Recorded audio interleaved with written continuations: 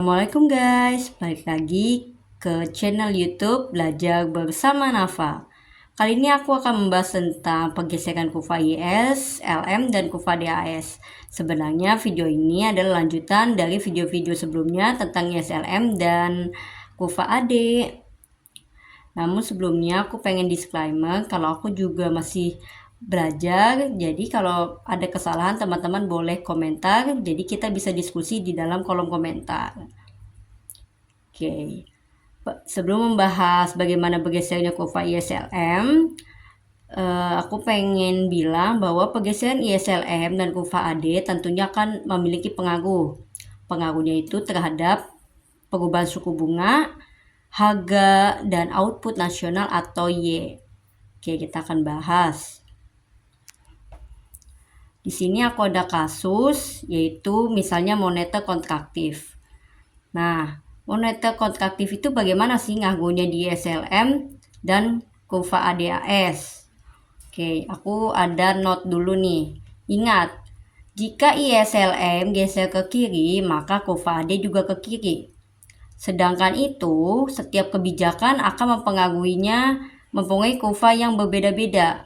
Kebijakan fiskal akan mempengaruhi kurva IS dan kebijakan moneter akan mempengaruhi kurva LM. Baik, kita lihat. Moneter kontraktif. Ingat di video sebelumnya telah dibahas bahwa kebijakan kontraktif akan menggeser kurva ke kiri, Karena ini moneter berarti menggeser kurva LM ke kiri. Kita bisa lihat pakai pulpen biru untuk menunjukkan moneter kontraktif. Nah, kita akan menggeser kurva LM ke kiri. Kita tandai. Nah, apa yang terjadi pada keseimbangan kurva ISLM? Ternyata kalau kita bisa tarik garis lurus, ILM-nya bergeser ke kiri, IS-nya tetap, maka yang terjadi adalah kita tarik garis. Ternyata output nasional berkurang karena dia geser ke kiri sini dan suku bunga meningkat.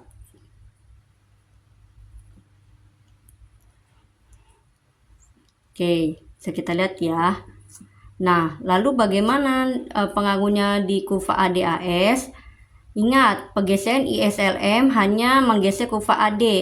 Kurva AS tidak dipengaruhi oleh ISLM. Sehingga dapat kita lihat di sini kalau ISLM ke kiri, AD ke kiri, maka dari itu AD akan geser ke kiri akibat dari LM ini. Nah, AD akan geser ke kiri. Cara menggeser kurva AD-nya adalah kita lihat kan Y diturunkan dari ISLM. Ini Y yang bergeser akibat pergeseran LM ke kiri atau moneter kontraktif kita turunkan. Nah, cara menggeser kurva AD-nya adalah lihat ada titik di sini antara AS dengan Y yang baru kita geser.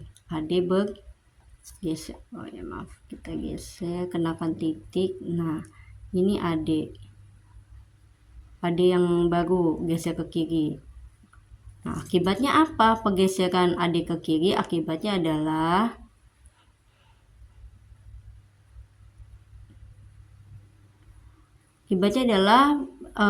P harga turun dan output nasional atau Y juga turun.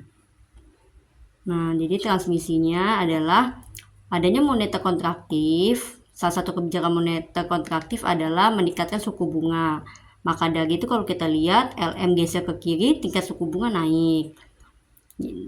Selain itu, output nasional turun. Kalau kita turunkan ke kurva AD, kebijakan LM yang geser ke kiri akan menggeser kurva AD ke kiri. Kita lihat Y kita turunkan, ada titik bertemu antara Y dengan AS di sini. Nah, kita geser kurva AD-nya ke sini. Nah, berarti menunjukkan apa nih? Ini kan awalnya titik awal nih. Titik awal sebelum terjadinya moneter kontraktif. Terus tiba-tiba ada moneter kontraktif, pergeseran AD geser ke kiri. Terjadilah keseimbangan baru atau equilibrium baru, yaitu pendapatan turun, harga juga turun, seperti itu. Nah, teman-teman bisa coba nih di rumah, gimana sih ISLM dan ADAS saat moneter ekspansif. Nah, teman bisa lihat ya, apa bisa mencoba sendiri di rumah gimana sih ini pergeseran ISLM dan kurva AD-nya gitu. Sekian video kali ini, semoga bermanfaat. Untuk teman-teman yang tertarik mempelajari ilmu ekonomi lebih dalam lagi, aku membuka privat, yaitu Privat Ekonomi by Nafa. Bisa dikunjungi Instagramnya yang tertera pada layar. Sekian dari aku, terima kasih.